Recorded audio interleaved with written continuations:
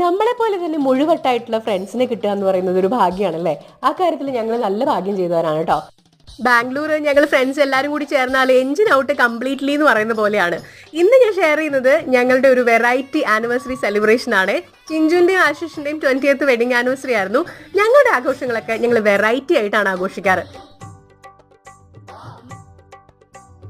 വധൂവരന്മാരെ കപ്പലണ്ടിയും ജ്യൂസും കൊടുത്ത് ആനയിച്ചു കഴിഞ്ഞാൽ പിന്നെ അവർക്ക് ബൊക്കെ കൊടുക്കലായി, ക്വീൻ ആൻഡ് കിങ്ങിന്റെ കിരീടം വെക്കലായി, പിന്നെ അങ്ങോട്ടും ഇങ്ങോട്ടും ഹാരാർപ്പണം ഉണ്ട്.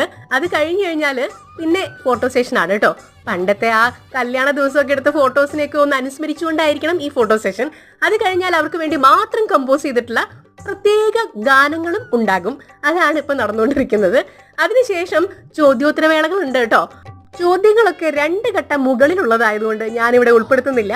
എന്തായാലും നിങ്ങളും ഇതുപോലെ നിങ്ങളുടെ ആഘോഷങ്ങളൊക്കെ വെറൈറ്റി ആക്കുക കേട്ടോ. അപ്പൊ see you next time. Bye by.